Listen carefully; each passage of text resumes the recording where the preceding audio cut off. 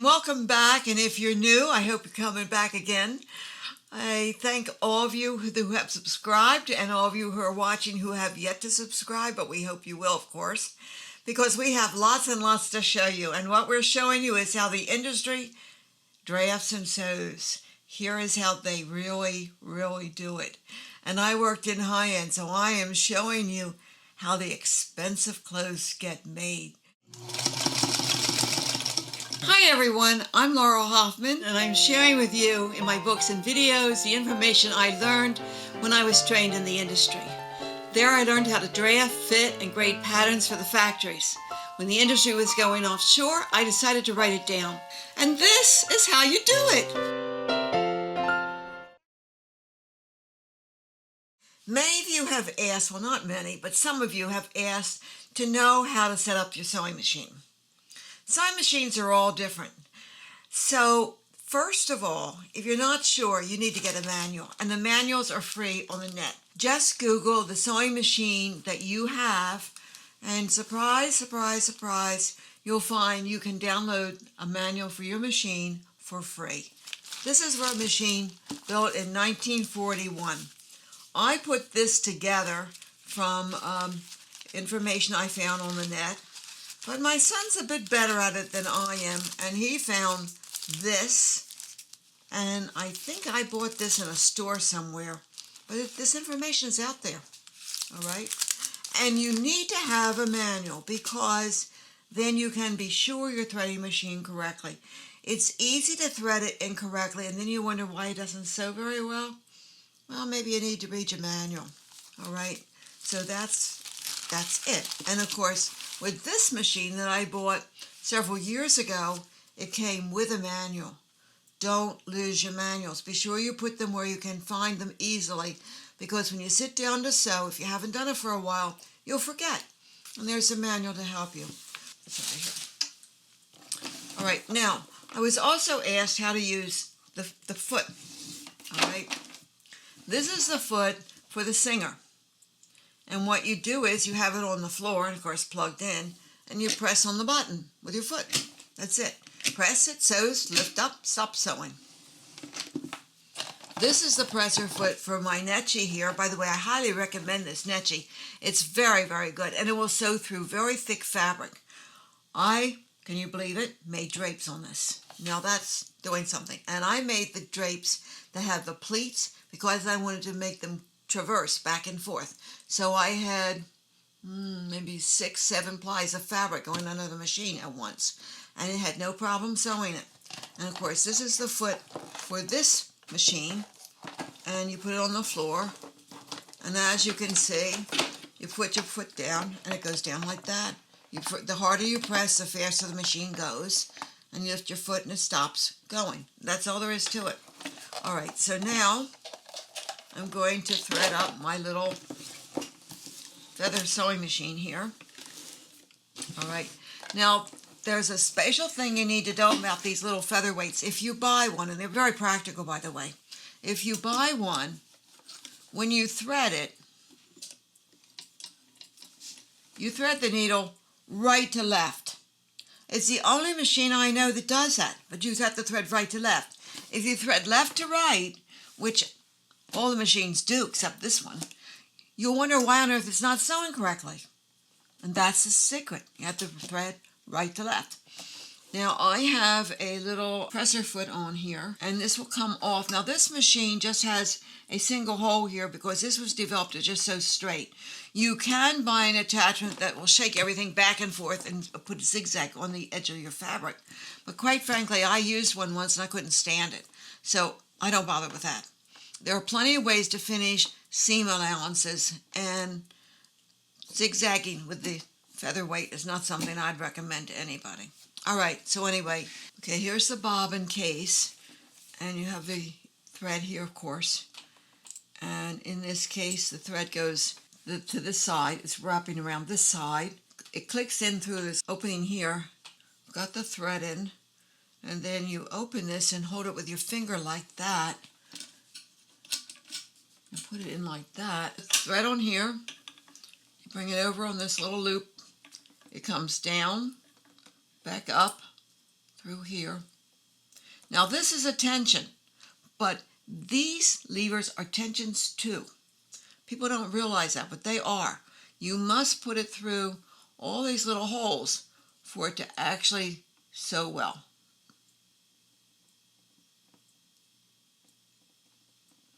And then it comes down. Okay, this has got to go through this loop here as well, and down through here. They got to go through all these little holes. When you go to thread it, cut on an angle. Now you won't be able to see the angle with your eyes, but it makes a difference. And wet it. It's usually cotton covered polyester. Cotton gets stronger with moisture. So now I've got it threaded through the needle.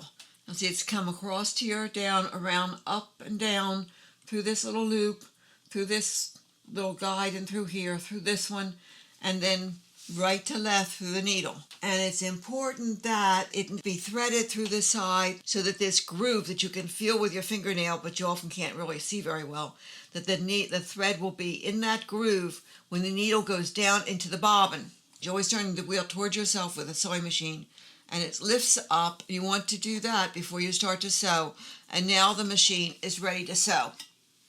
And of course, the next thing you want to do is test it. Don't start sewing without testing first, because you want to make sure that the sewing machine is sewing well. Hi everybody, I'm showing you a book that I wrote. This is Sewing Techniques from the Fashion Industry. It's available on Barnes & Noble. All the procedures in here are procedures used in the industry to produce high-end garments. Here you see button sizes, so you know what size to make your buttonholes. How to do hems, color analysis. It shows you how to put a gauge on your sewing machine. Everything in the industry is sewn on gauge. That's how we manage to control the fit. And it shows you how to make pockets, how to sew it so you don't see the stitching. At the end of each chapter are the mock-up patterns that you need so that you can make a mock-up and learn how to do the procedure before you're doing it in your garment. The book includes how to put in a successful kick pleat. See how it is? And it goes all the way up to the top. In the back, it shows you how to make a pull-through miniature dress. This is very valuable information. And notice, do you see? No hand stitching. The hem hangs on the lining. See, this is all cut to match through the sides. It's all matching up through the shoulders. You learn how to cut to match as you make this little dress. And this procedure you will use if you're making your daughter a prom gown, if you're making yourself a pullover top. And this is something that is only done in high-end, so you'll be learning high-end skills. This is the book you need. See you soon. Bye for now. You put the needle down first, then the presser foot. And now I'm going to press on the pedal. All right, and now the machine's going to start to sew.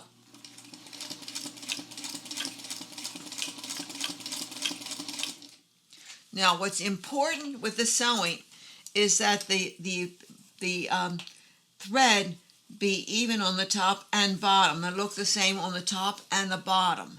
And here it does. So you know the tension is correct. Now, there are two basic tensions in a sewing machine. The top tension controls the bottom stitching. The tension on the bobbin controls the top stitching.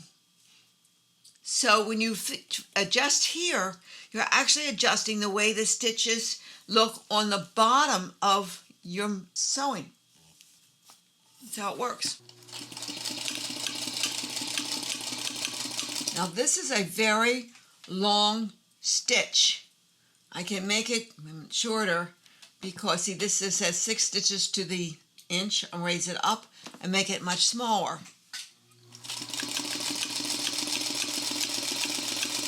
Now I'm getting a very tiny stitch.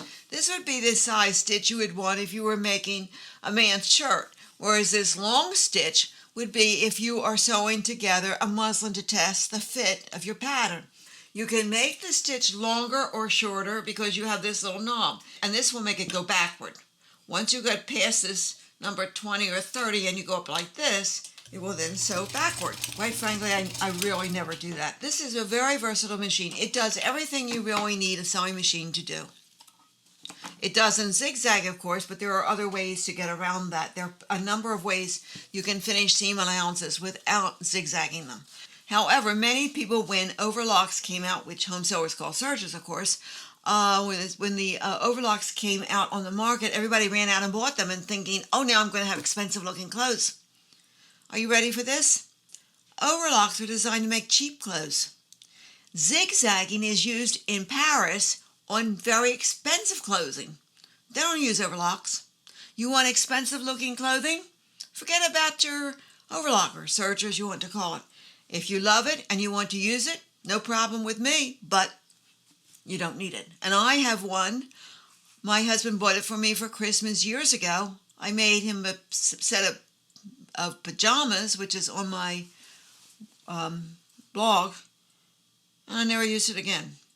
It sits there. If I want to use it, I've got it, but I just don't use it. All right, so you've seen how this machine works. And what it really does is sew seams together. You can use it to sew zippers. You can use it to make just about anything. You can make coats, curtains, anything. It's a very versatile machine. When you thread the bobbin, you take an empty bobbin, which I don't happen to have at the moment. You put it on there here like this. And you wind some of the thread around. You put it through this loop here, bring it around here, and then when you press the foot, it'll wind up like this. You want to undo this little wheel here. I've loosened it up so that the machine isn't sewing while it's winding the bobbin.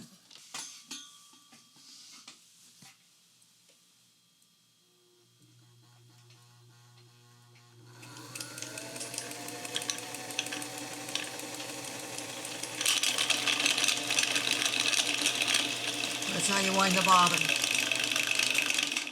Okay. And that's how it works. Now I've got white thread on top of red thread on this bobbin. So if I want to get this white thread off, what I can do is I can put this bobbin up here, put another bobbin here, and wind another bobbin with a white thread, and then I've got the red thread available to me. So that's just a little tip in case you want to know. This is a very basic, easy machine to use. Most machines work like this, but they tend to be more complicated. I especially like this sewing machine when I have a new student, because it takes a new student about 3 minutes to learn how to use the machine. Couldn't be easier. Who needs a machine that's going to take you the length it would take to go through a college course to learn how to use a sewing machine? By the time you finish learning how to use a sewing machine, you could have learned how to sew. So simple is easy, and simple is best in my opinion, and that's what this is all about. I'm trying to show you how to make clothing the simplest, easiest way, the way they do it in the industry. And thanks for watching, and I'll look forward to seeing you the next time. Bye for now.